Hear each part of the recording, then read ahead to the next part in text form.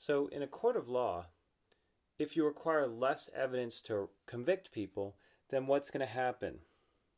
Well, you're going to convict more guilty people, right? Because in the extreme case that you require no evidence to convict people and you convict everyone, then everyone convicted, every guilty person who goes to trial will be convicted.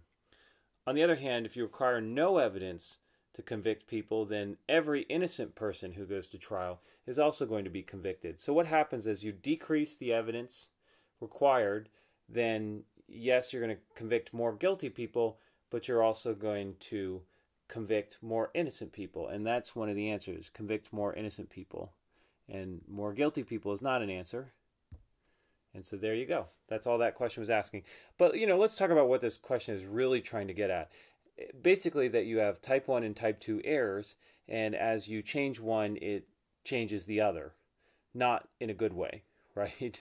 So if you lower your type 1 error, you're going to increase your type 2 error rate. If you lower your type 2 error rate, say, by changing the standard of evidence, then your type 1 error rate is going to increase. The only way to try and combat this is to put your type 1 error rate at what you want, which is what we do, say 5% or something like that, and then your type 2 error rate is at the mercy of randomness. So what we try and do is get a sample size that's large enough to ensure that our type 2 error rate is low, or in other words, that our power is high.